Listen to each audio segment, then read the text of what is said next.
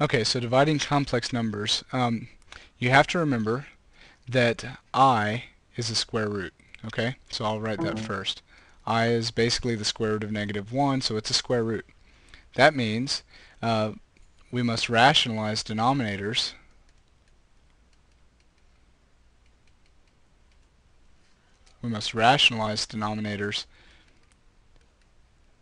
with square roots, right? So anytime you see a square root in the denominator, you must rationalize it. Um, so anytime you have I in the denominator, you have to fix it somehow. So that's what we're going to focus on here. So let's first look at if I want to simplify something like 2 divided by I. Well, to rationalize this, the easiest way to do it is to multiply both top and bottom by I. And what happens is, on top you get 2I, and on bottom you get I squared. Except that I squared is -1.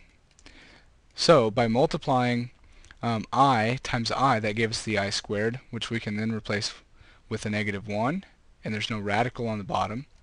And 2I divided by -1 is -2I. Okay?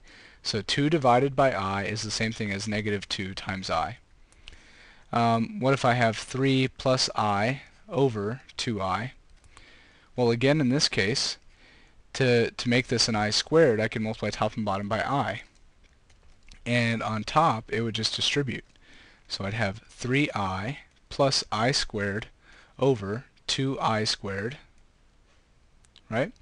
And then all the I squareds I have to replace with -1. So I've got 3I plus -1, which is just -1, over 2 times -1, which is -2.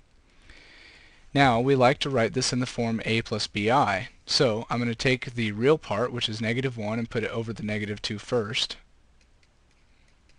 And then I'll put the imaginary part, the 3i, over the -2. And I can say plus 3i over -2. And so -1 over -2 is positive 1/2. A positive divided by a negative is a negative, so I get minus 3/2, and I'll put the I out to the side, and now this is in the form a plus bi. Now the plus or minus doesn't really matter, it just means that the second term is negative. So this is acceptable. Now what if you have two terms on the bottom, so something like 2 plus I divided by 3 minus I. You do not want to multiply top and bottom by I. The problem with that is if you distribute it, you're going to get a 3i here and an I squared here. Now the I squared is fine because it's going to become -1, but then 3 is going to become 3i, and you haven't gotten rid of your I, so you have to multiply by something else. Well, just like when we rationalized fractions with two-term denominators that have, with square roots, you would multiply by what we call the conjugate. So 3 minus I, if I multiply it by 3 plus I, it multiplies out very nicely to where all the i's disappear. So I have to multiply everything on top and everything on bottom. So 2 times 3 is 6. I times I is I squared. Then here I get 3i, and here I get 2i, so that's a 5i in the middle. On the bottom, 3 times 3 is 9. Negative I times positive I is negative I squared. In the middle part here, I get negative 3i, and on the outer part I get positive 3i, and they cancel.